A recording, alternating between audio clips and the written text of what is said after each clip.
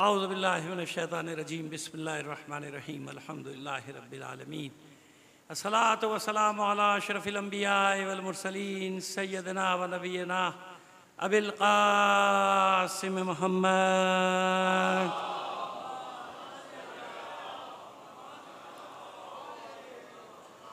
व आलिहि तय्यबीन अत्ताहिरीन अल मासूमीन व लानतुल्लाहि अला आदाइहिम अजमईन मिनल आन इला क़याम यौमिद्दीन अम्मा बाद फ़क़द क़ाल अल्लाहु तआला फ़ी किताबिहिल मुबीन व हुवा अस्दक़ुल क़ाइलीन व क़ौलुहुल हक़ बिस्मिल्लाहिर्रहमानिर्रहीम व इज़ यरफ़उ इब्राहीमुल क़वाइद मिनल बैति व इस्माईल रब्बना तक़ब्बल मिन्ना इन्नका अंतस समीउल अलीम रब्बना वजअलना मुस्लिमैन लक व मिन ज़ुर्रियतिना उम्मतन मुस्लिमतन लक वरिना मनासिकना व तुब अलैना इन्नका अंतत तव्वाबुर रहीम।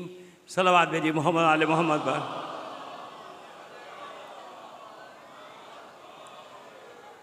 इज़ार मोहतरम, आज वहाँ शुहदा की तदफीन हुई है। जो साइंसदान जो शहीद किए गए थे, जनरल जो शहीद किए गए थे, उनकी तदफीन हुई है। मैं आपसे दरख्वास्त करूँगा उन तमाम के लिए और तमाम शुहदाए मिलत को शामिल करके एक सूरह फातिहा पढ़कर बख्श दीजिएगा। बिस्मिल्लाह।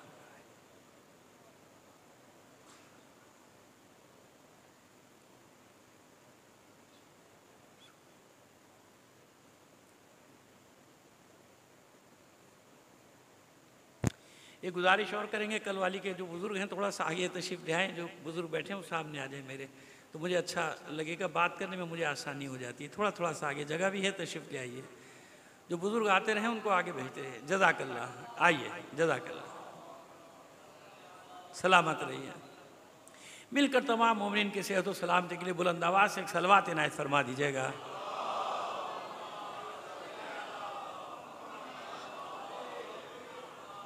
हमने जिस मज़मून का आगाज़ किया है ईमान अजदाद पैगम्बर, ईमान पे बात, ठीक।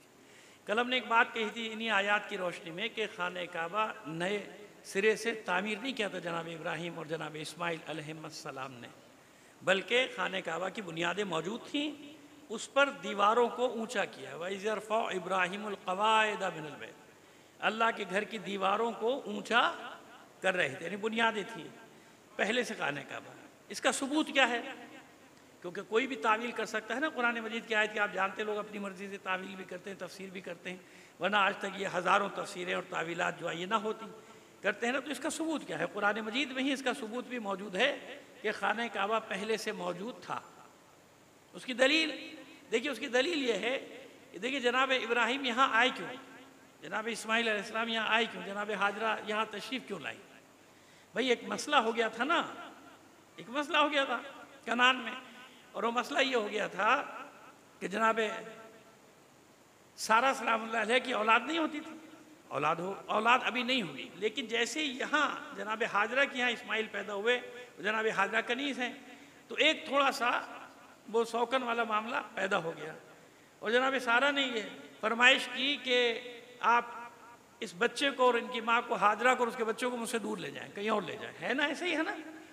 अच्छा, परेशान जनाब इब्राहीम कि अब मैं क्या करूं, लेकिन परवरदिगार का हुक्म आया कि नहीं, जनाब सारा ने बहुत कुर्बानियाँ दी आपके लिए, आप इनकी बात की लाज रखिए और इनकी इस ख्वाहिश को पूरा कीजिए।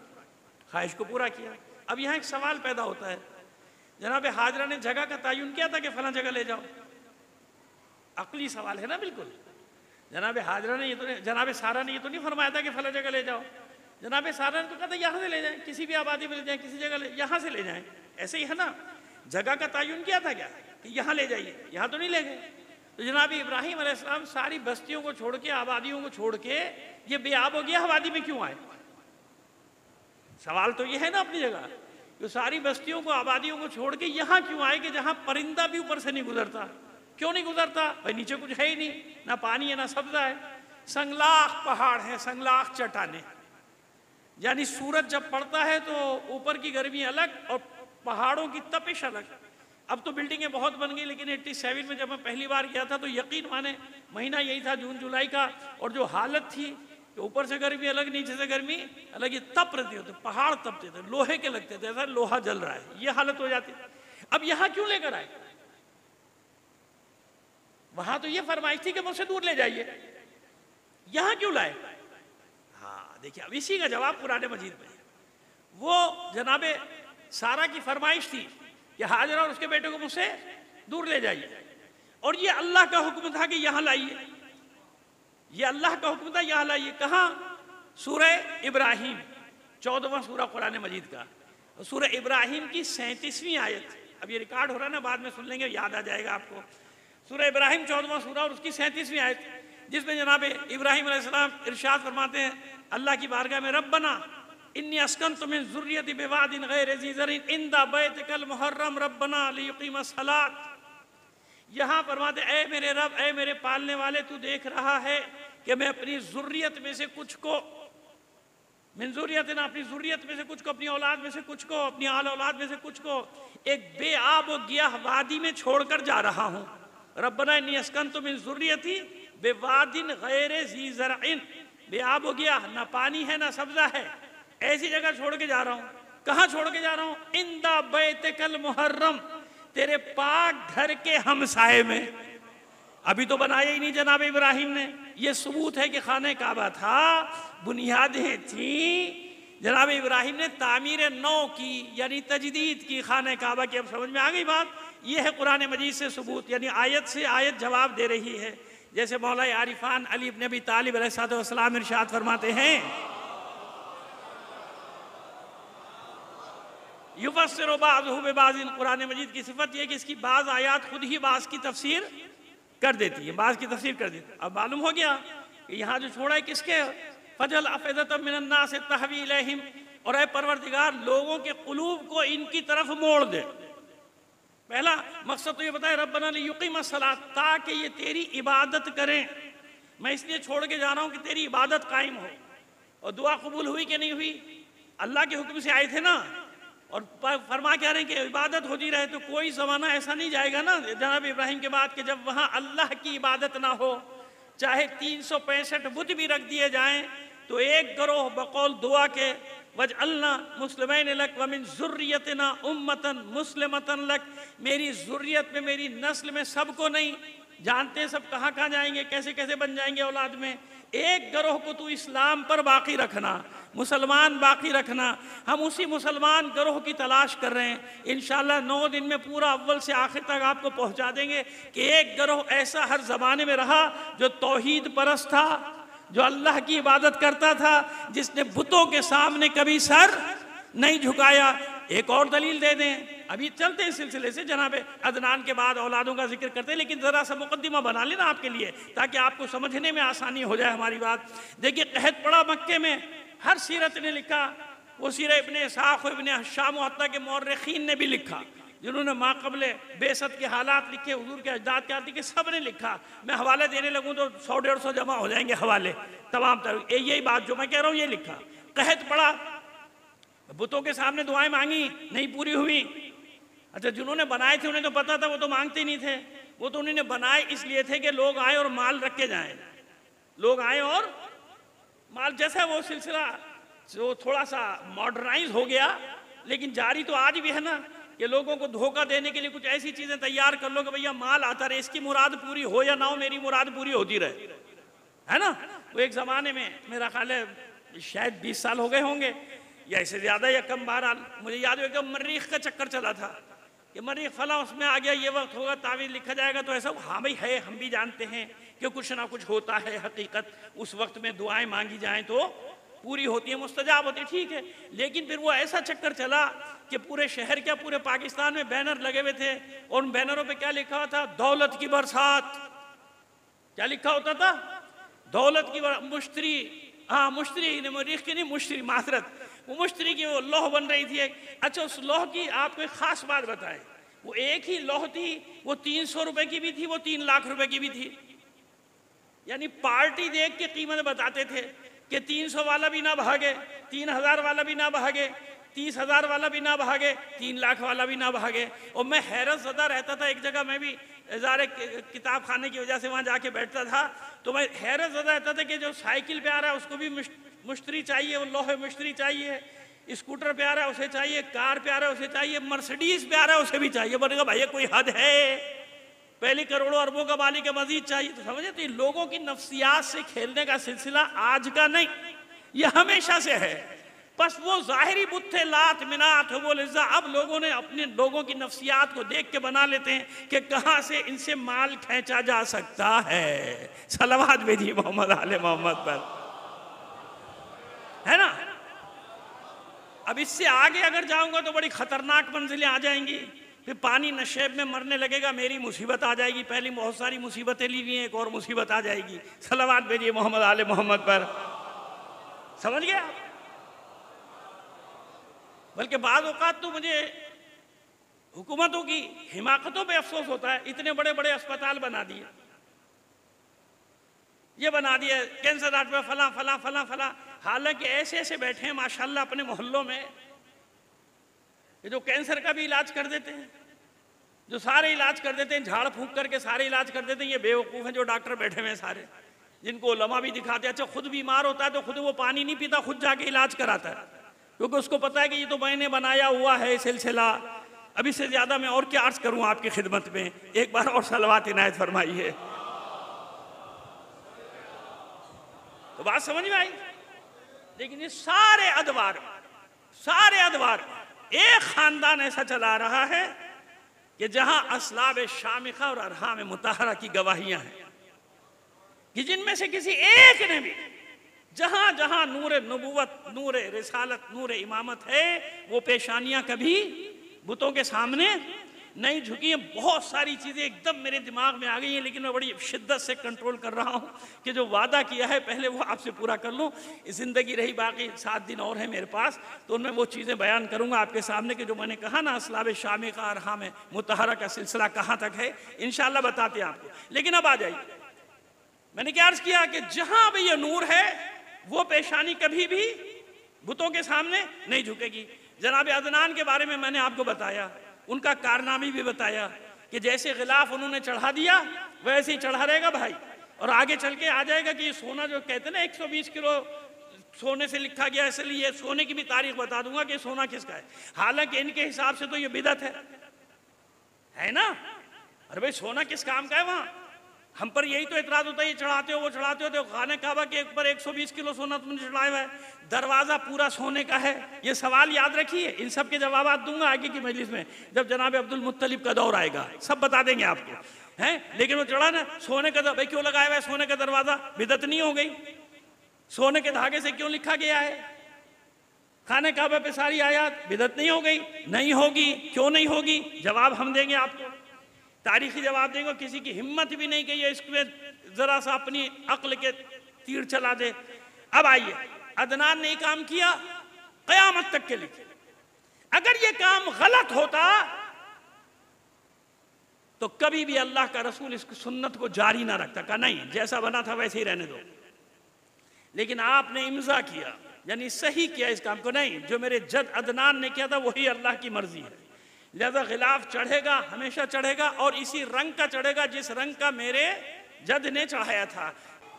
अब जनाब अदनान के बाद उनके बेटे माद, कल आपको बता चुका कि जनाब अदनान ने हिजरत की थी ना, बख्त नसर का हमला हुआ, आपने मुकाबला किया, मर्दानावार, साथी भाग गए, सब पूरा मक्का भाग गया उन्हें अकेला छोड़ के। तो जनाब अरमिया जो ज़माने के पैगम्बर हैं, पैगम्बर होते थे, नबी थे, कोई कहता ना कि जनाब ईसा के बाद कोई पैगम्बर, उस तरफ पैगम्बर क्यों नहीं आए थे ना भाई, जनाब अरमिया का है जिक्र तारीख में। जनाब अरमिया ने राज़ी किया जनाब अदनान को कि मुआहिदा करते हैं इसके साथ, आपकी जान बचना ज़्यादा अहम है। ये हिजरत ऐसे ही थी जैसे पैगम्बर ख़त्मी मर्तबा सल्लल्लाहु अलैहि वसल्लम ने, देखिए छोटी छोटी बातें आपको समझाते चले जाते हैं इस तरह से कि देखिए पैगम्बर ने खौफ की वजह से हिजरत की थी?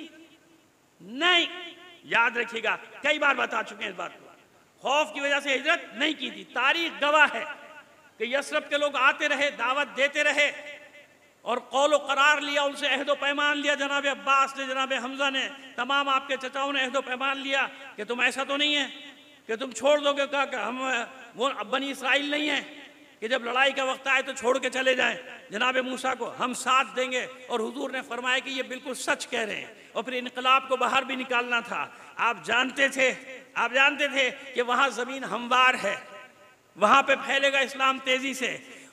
मक्के वाले चाहते थे कि ना निकलने दें, उनका मंसूबा क्या था कि बाहर ना निकलने दे। और हुजूर का मंसूबा क्या है कि निकलना है, उनका मंसूबा क्या है कि ना निकलने दें। और आपकी मंसूबाबंदी क्या है, आप पहले से तय कर चुके जाना है।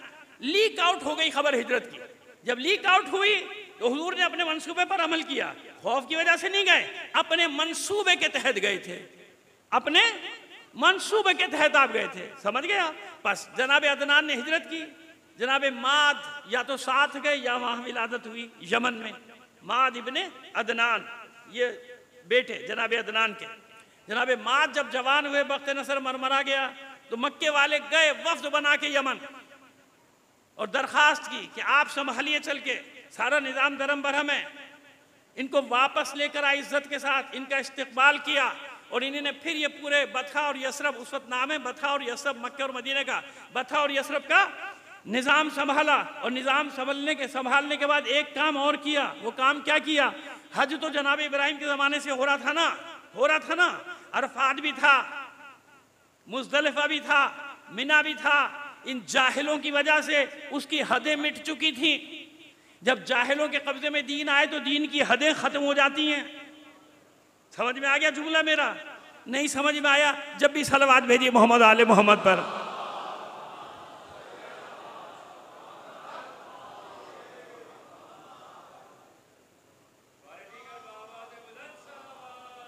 अल्लाहुम्मा सल्ली अला। समझ में आया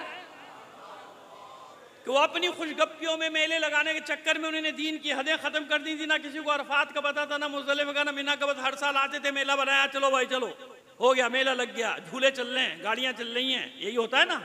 बेचारे जाइए औलिया अल्लाह जिन्होंने दीन फैलाया, देखिए उनके रोज़ों पे क्या हो रहा है। वो बेचारे भी अंदर कब्रों में रोते कि लो हम इनको दीन बताने आए थे, या हमारी कब्र पे मेला लगा के बैठा हुआ है भाई, है ना। तो समझा रहा हूं सबको, यहाँ हर किस्म के लोग बैठे हैं, खबरदार, ये औलिया अल्लाह के मज़ारात इसलिए नहीं होते कि यहाँ तमाशे किए जाएं, वरना उनका हाथ होगा, तुम लोगों के गिरबान होंगे कि हमारे रोज़ों पे आके ये सब हरकतें करते थे तुम। हम तुम्हें इंसान बनाने आए थे, हम तुम्हें अल्लाह का बंदा बनाने आए थे, और तुमने क्या किया हमारे साथ कि हमारे नाम पे सारे अपनी कारीगरियां दिखाते थे। बस क्या किया जनाब माद ने, हुदूद मुअय्यन की, खबरदार कहीं कुछ करते हो, कहीं कुछ कर रहे हो, कहीं कुछ कर रहे हो, ये अरफात की हुदूद है, यहाँ 9 ज़िलहज को आके तुम्हें ठहरना है, ये हद है। मुज़दलिफ़ा के बाकायदा साथ लेके गए अपने खानदान के लोगों को, बड़े बड़े पत्थर, आज तक उनमें से 2-4 पत्थर यादगार के तौर पे मैंने खुद देखे मौजूद है। लेकिन जो बेचारा हाजी परेशान हाल होता है ना, मालूम है आपको, अरफात में मुज़दलिफ़ा, उसको ये सब चीज़ों की तो होती नहीं, उसको तो भाई ये हज करो बस, है ना, ये होता है। लेकिन हमने बाद में जाके उन जगहों का मुशाहिदा किया, तो जनाब हदूद मुअय्यन की ये है। इसके बाद मुज़दलिफ़ा की हद और फिर मिना की हद बनाई, इसे बाहर ना निकलना, ये मिना है, इसे यहाँ पर आके जमाओ, हुदूद मुअय्यन कर दी। तो जनाब इब्राहीम और जनाब इस्माइल अलैहिस्सलाम के बाद पहला फर्द जिसने हरम की हदें मुकर्रर की, उसका नाम है माद इब्ने अदनान।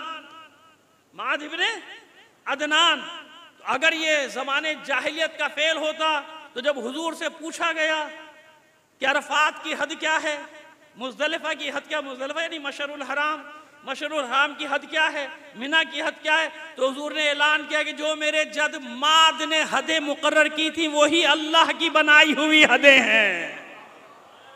यानी इसका मतलब ये हुआ कि जनाब माद जानते थे ना जनाब माद कि अल्लाह की हुदूद क्या है, अल्लाह ने कौन सी हुदूद मुकर्रर की हैं। और फिर बहादुर इतने के जनाब खमीस, तारीख खमीस लिखता है कि लम युहारिब अहदन इल्ला रजअन बिन नस्र व ज़फ़र, अपने ज़माने का शजा तरीन फर्द, और इनमें से जिसका जिक्र कर रहा हूँ याद रखिए, अपने ज़माने में उससे बड़ा बहादुर कोई नहीं, क्योंकि यही वो असलाब शामिखा हैं जहां नूर रिसालत भी है, नूर हैदर कर्रार भी है।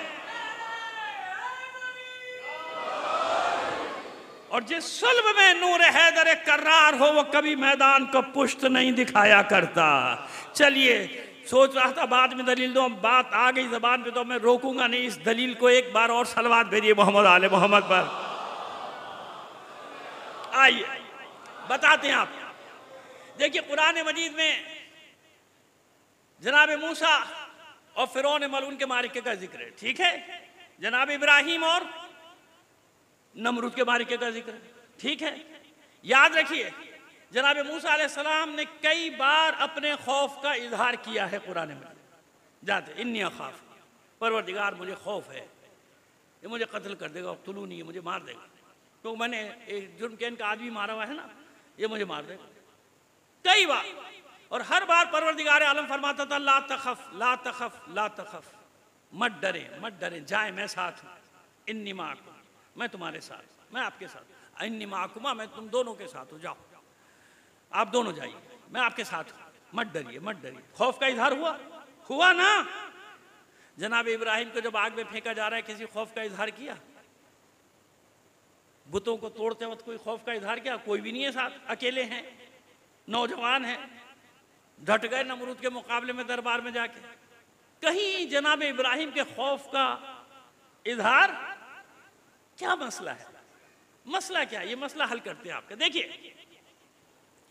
तवज्जो है ना आपकी, हमने कहा ना खाली नहीं जाएंगे किसी भी दिन, आपको कोई ना कोई मतलब दे के जाएंगे जो आपको याद रहेगा इंशाअल्लाह और आपके काम आएगा, दुनिया में हर जगह काम आएंगी ये दलीलें जो मैं आपको दे रहा हूं।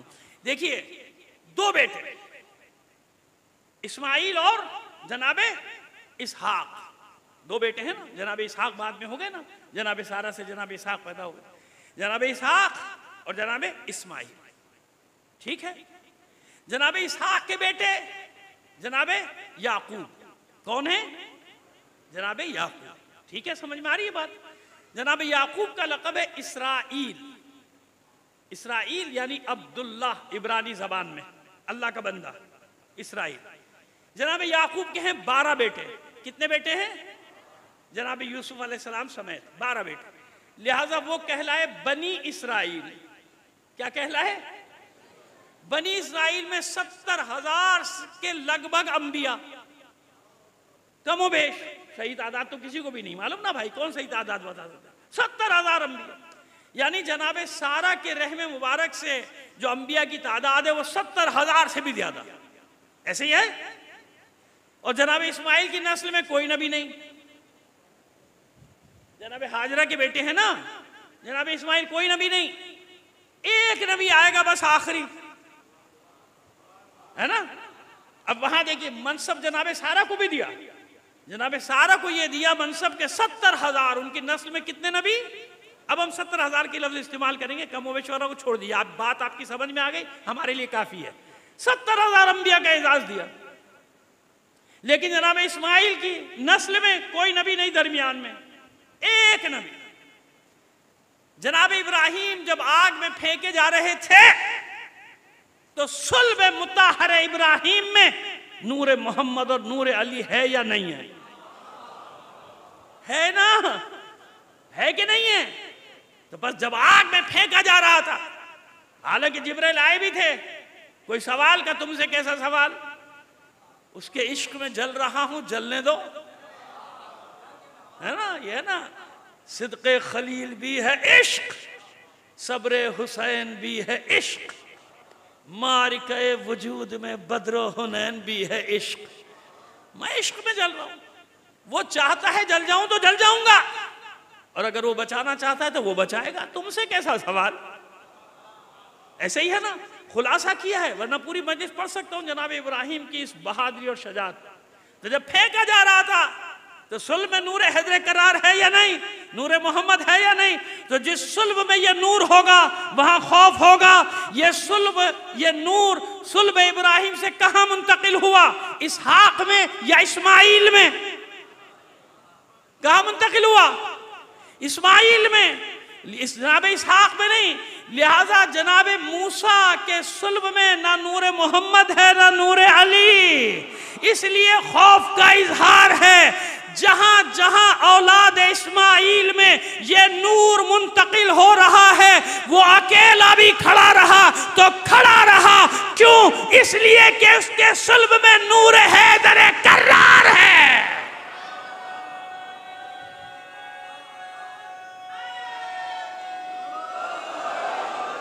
अब ये है जनाब माद इब्ने अदनान, लम युहारिब अहदन इल्ला बिन नस्र व ज़फ़र। कोई लड़ाई माद ने ऐसी नहीं लड़ी कि जब वापस पलटा तो कामयाबी और कामरानी के साथ वापस पलटा। हर जंग में कामयाबी कामना। इसलिए हिजाज के लोग इनके पीछे रहते थे कि बचत इसी में है कि इनके पीछे रहो। काश आज के लोगों की भी ये बात समझ में आ जाती कि किसके पीछे जाना है। सलावत भेजिए मोहम्मद आले मोहम्मद पर।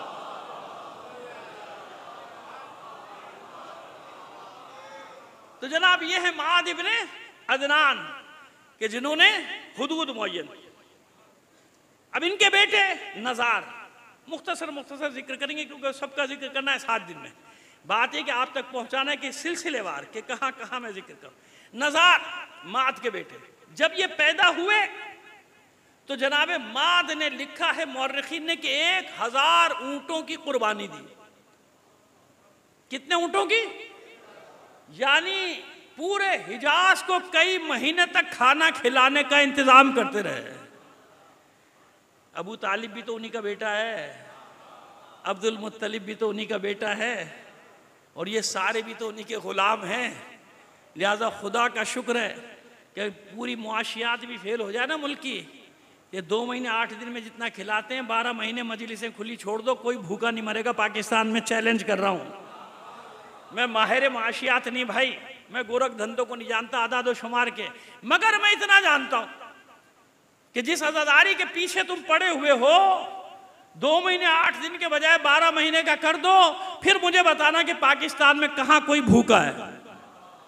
क्यों? ये सुन्नत है भाई, सुन्नत इब्राहिमी। ज़ैफ़ इब्राहिम मशहूर थे, इब्राहिम के मेहमान मशहूर थे। समझ में आ रही है हमारी बात? चलिए आगे लेके चले। तो नज़ार के लिए, और फिर कहते हैं कि इसके लिए ये भी कम है। लोगों ने कहा ना, एतराज़ करने, भाई क्या कर रहे हो, ऊँट पे ऊँट, ऊँट पे ऊँट, कितने दिन तक काटोगे? 10 आज काट दिए, 100 आज काट दिया। का इसके लिए ये भी कम है भाई, इसके लिए ये भी। क्यों? मेरे इस बेटे की पेशानी में नूर नबुव्वत है। आओ ईमान की बात करो अजदाद पैगंबर की हमसे। ये मौर्रिखीन ने लिखा है, मैं कहीं से गढ़ के नहीं ले आया। इस मेरे बेटे की पेशानी में नूर नबुव्वत चमक रहा है।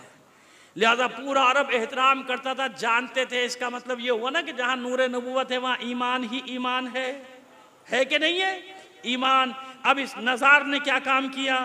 बोलते अरबी थे, लिखते इब्रानी थे, क्योंकि तहरीर रस्मुल ख़त मौजूद नहीं था।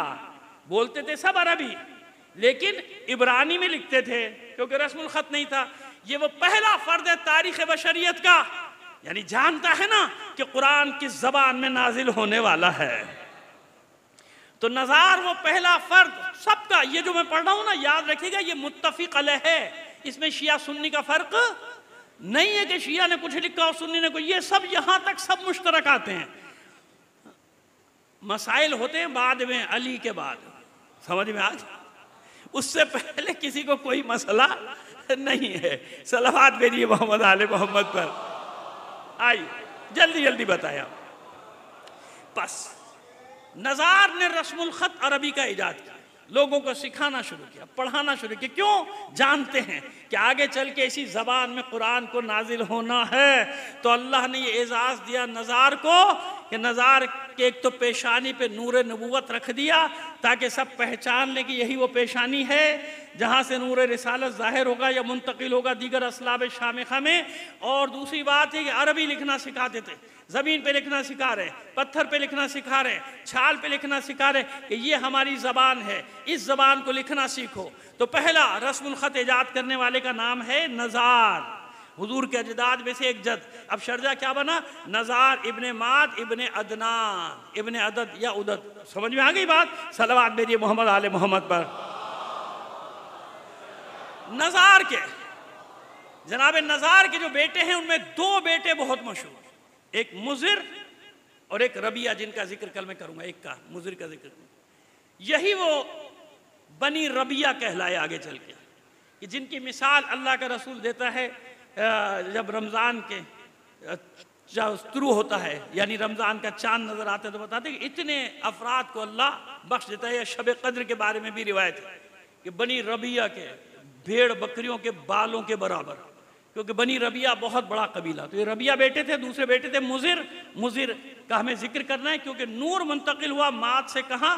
माद से नज़ार, नज़ार से मुज़िर। इंशाअल्लाह ये सारी चीज़ कल आ जाएगी। अब हम, क्योंकि आपको मालूम है कि एक के बाद एक प्रोग्राम समेटते हैं, मसाइब को भी थोड़ा सा ज़्यादा वक्त देना होता है, तो अब सुनिए आगे लेकर चले। आपको इतना मालूम हो गया कि असलाब शामिखा का क्या मतलब है, अरहाम मुतहरा का क्या मतलब है। और यकीन जानिए, मैं सिर्फ मर्दों का जिक्र कर रहा हूँ, यकीन मानिए इनमें से एक एक की वालिदा अपने ज़माने की पाक व ताहिर वालिदा खातून, सबका जिक्र अलग कर सकता हूं कभी इंशाअल्लाह, जिंदगी रही अय्याम फातिमिया में उन माओं का जिक्र करूंगा जिन्हें हुसैन की जियारत में आप कहते हैं अरहाम मुतहरा। अशहदु अन्नका क़द क़मत सलात व अतैत ज़कात अमरत बिल मारूफ व नहैत अनिल मुनकर। सलवात भेजिए मोहम्मद आले मोहम्मद पर।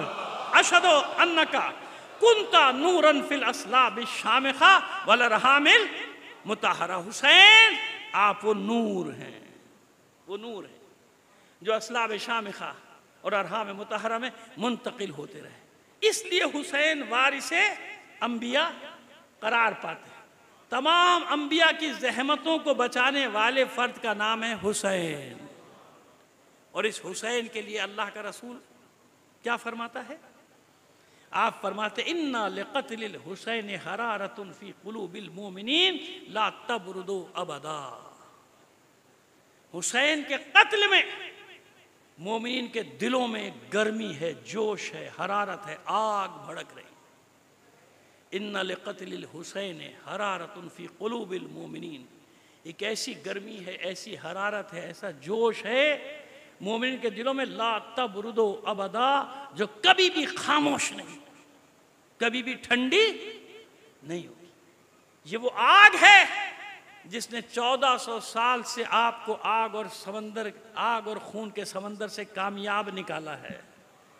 हर जमाना आज का नहीं, आज तो आप मौजूद है ना भाई, तो आप परेशान हैं। वैसे मोमिन परेशान नहीं होता, मैंने मजाजन एक जुमला कह दिया कि आप परेशान हैं। 1400 साल की तारीख तो पड़ी है, कौन सा जमाना आप पे आराम से गुजरा, जरा मुझे बता दीजिए। शुरू हो जाइए शुरू से, मौलाए आरिफान के बाद से, कौन सा जमाना आराम से गुजरा? कभी भी नहीं।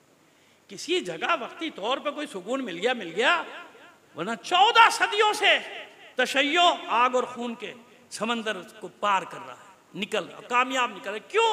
हुसैन हुसैन हुसैन। याद रखिए, सैकड़ों मज़ाहिब पैदा हुए हैं, सैकड़ों, और खत्म हो गए, मिट गए, फना हो गए। कितने ही फिरके बने, खत्म हो गए, नाबूद हो गए। किसी पर इतनी मुसीबतें नहीं पड़ी जितनी आले मोहम्मद के चाहने वालों पर पड़ी हैं। इतने मसाइब, इतनी सदियों के मसाइब किसी पर नहीं पड़े। किस चीज ने जिंदा रखा? उस हरारत ने जो दिलों में है, वो हौसला देती है। हुसैन की अज़ादारी क्या करती है? हौसला, हिम्मत देती है। हुसैन जानते, आप खुद फरमाते हैं ना कतीलुल अबरा, मैं कुश्ते अश्क हूं, मैं कुश्ते अश्क हूं, ना कतीलुल अबरा, मैं कुश्ते अश्क। क़यामत तक आंखें हुसैन के गम में नम होती रहेंगी। उस हुसैन को, वो हुसैन जिस हुसैन को सैयद सज्जाद 35 साल रोते रहे हों, है ना? क्या है वो हुसैन? और मेरा सलाम, मैं तो हकीर नाचीज़ फ़कीर गुनाहगार हूँ, मलाइका का सलाम है,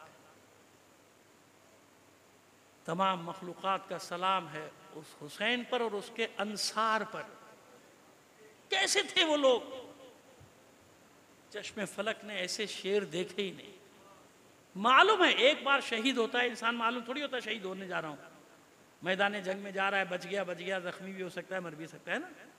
और भी है हमारे यहाँ, परवरदिगार सबके बुलंद मकामात करे, शुहदा के।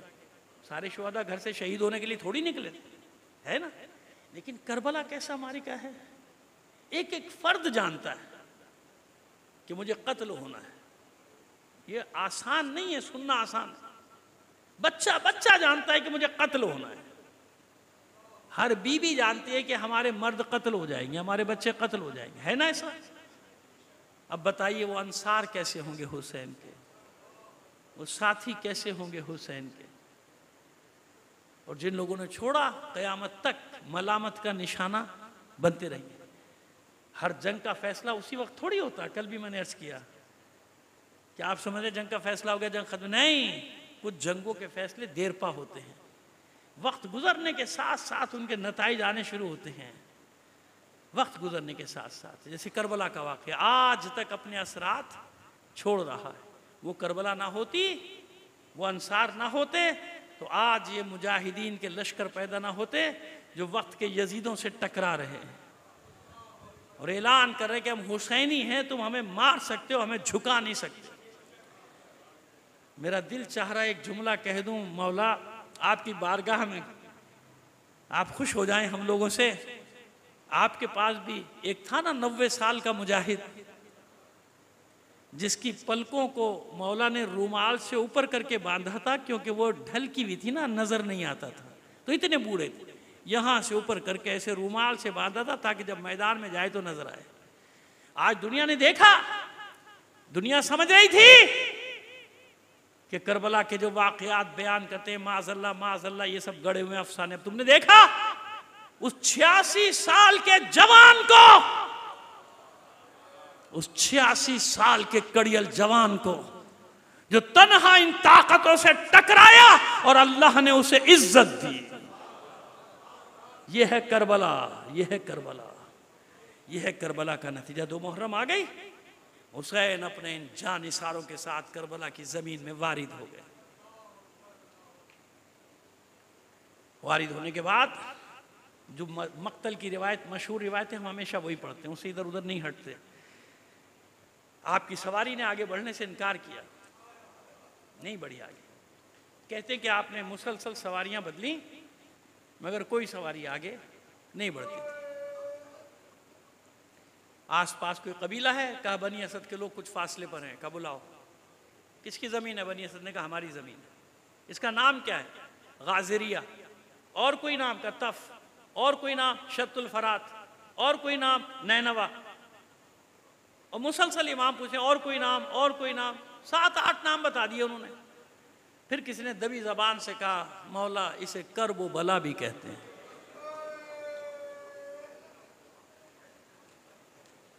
लेकिन है फर्जंद रसूल, हमारी दरख्वास्त है, इल्तिजा है कि आप यहाँ ठहरने का कस्द न कीजिएगा।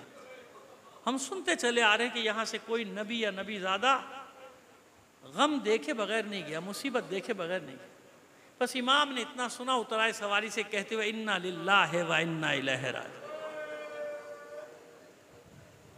अब्बास सवारियाँ बिठा दो, महमिलें उतार दो।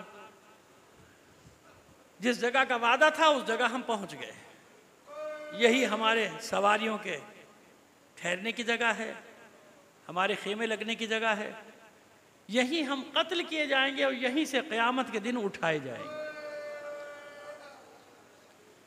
जमा किया, मर्द औरतें बच्चे सब जमा हो गए बनी असद के। ज़मीन के मालिक तुम हो? कहा कि हाँ मालिक हमें। और याद रखिएगा जो बताया गया है तारीखों में, तकरीबन 16 मुरब्बा किलोमीटर का ये इलाका है जो असल करबला। वैसे तो करबला पूरे सूबे का नाम है, जानते ना, पूरा सूबा है।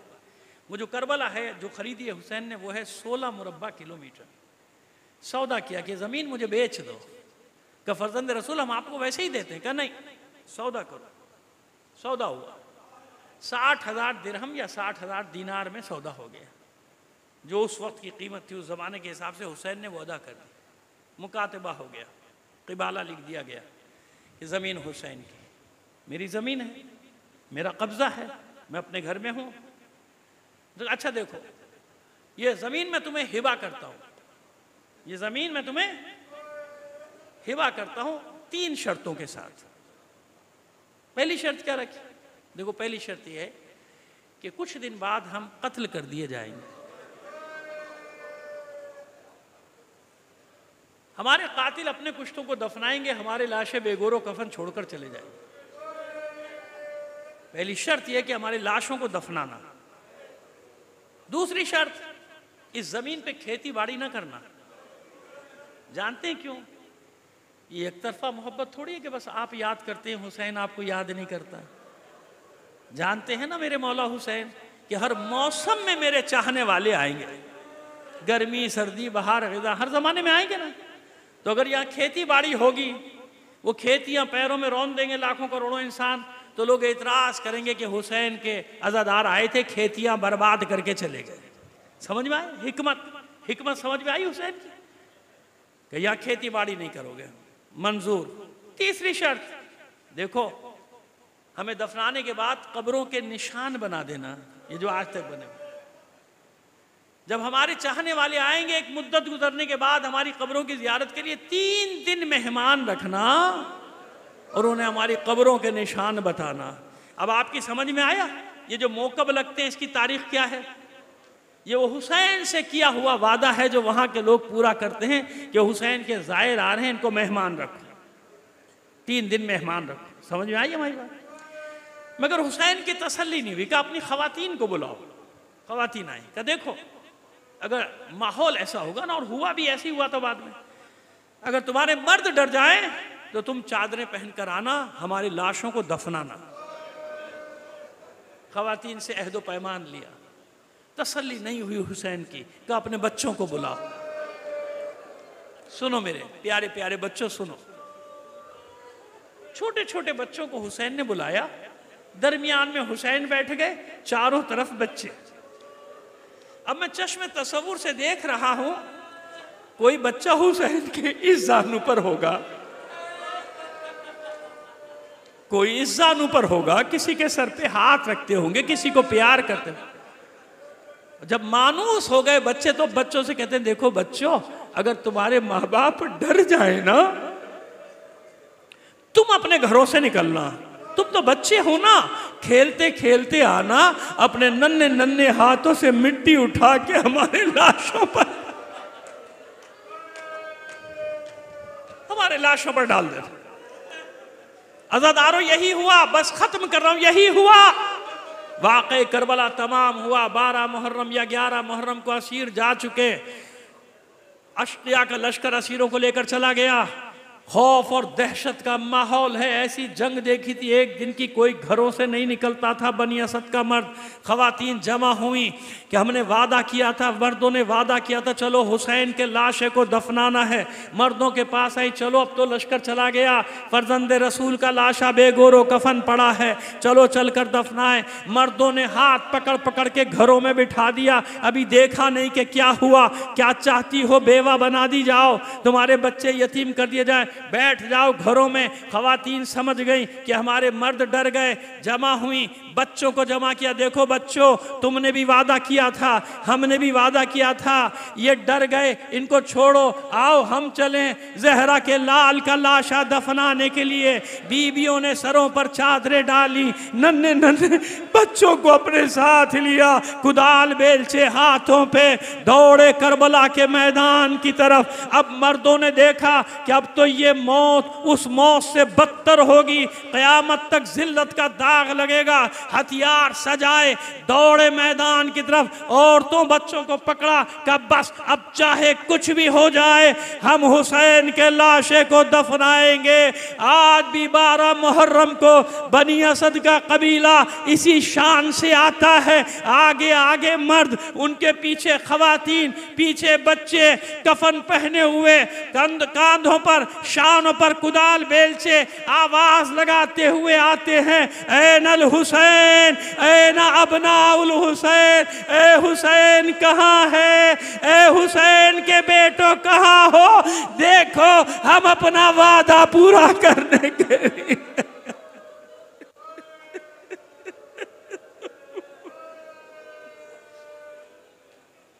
अल्लाह लानतुल्लाहि अलल कौमिज़ ज़ालिमीन वसयअलमुल लज़ीना ज़लमू अय्या मुनक़लिबिन यनक़लिबून।